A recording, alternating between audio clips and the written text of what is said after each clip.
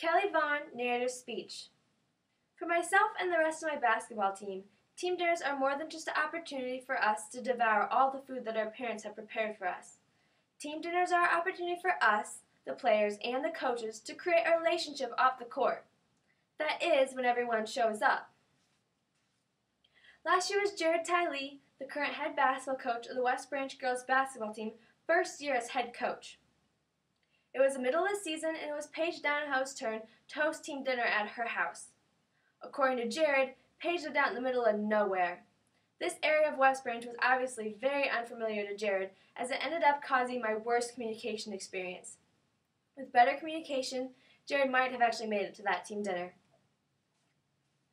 That night, practice ended at 5 o'clock sharp, and the rest of the girls and I raced out to our vehicles so we'd be first in the buffet line at Paige's house. Almost everyone on the team knew exactly where Paige lived, except Jared, who, when I asked, said he had some sort of idea and would follow us out there. However, the entire miscommunication could have been avoided if Jared and I had the same understanding of his statement. When Jared said he had an idea where Paige lived, I thought this idea was much better than it actually was. However, the only idea Jared actually had was that Paige lived out in the country and north of town. If either Jared and I had been more specific about our understanding where Paige lived in Jared's statement, the entire situation could have been avoided. Jared and I also had different definitions of the word follow. When Jared said he wanted to follow us out to Paige's house, he literally meant he wanted to be driving directly behind someone who knew exactly where they were going. However, I thought Jared meant they had a few things to do, it might be a while, and would just meet us out at Paige's. So, because I also thought Jared knew where he was going, the rest of the girls and I left Jared lost at the high school. When we got to Paige's, we did not want to start eating without Jared, so we just sat around the table and enjoying ourselves and waiting for him to show up. After about 20 minutes, I decided I should call Jared to make sure he was still coming. However, I thought nothing of the background noise that might interfere with the message I was trying to send Jared. While on the phone with Jared, he confessed to me that he was lost, and I politely gave him directions. We both hung up, and I thought that was the end of our miscommunication.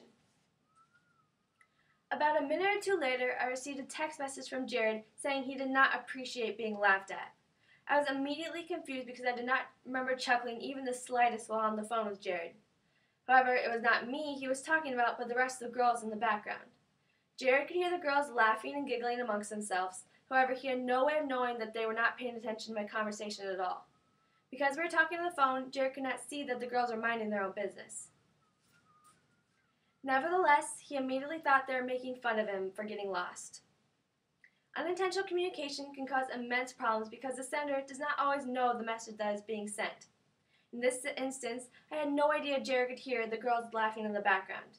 If I had been more aware of my situation and went to a quieter room, Jared would not have felt so disrespected and embarrassed by the rest of the team. Team dinner went on as normal, although I could not help but feel guilty for Jared not being there. So, after team dinner, the few other girls and I went to Jared's house to try to clear up the situation. After arriving at his door, we immediately regretted it. Jared did not seem pleased to see us at all. His tone of voice and body language was not inviting whatsoever. He heard what we had to say, although it did not seem to help anything. This taught me that more communication isn't always better. Our visit seemed to just aggravate the situation even more and resolve nothing. If we had left Jared alone, he would have time to assess the situation on his own, and we could have explained ourselves in a less tense environment. Eventually, the situation was cleared up and things were mended. However, this was definitely my worst communication experience. Unintentional communication, conflicting definitions of words, and an overuse of communication led to a confusing and complicated situation between my coach and I. With better communication, the entire situation could have been avoided. Paige's dinner could have been much more enjoyable, and Jared might have actually been able to make it.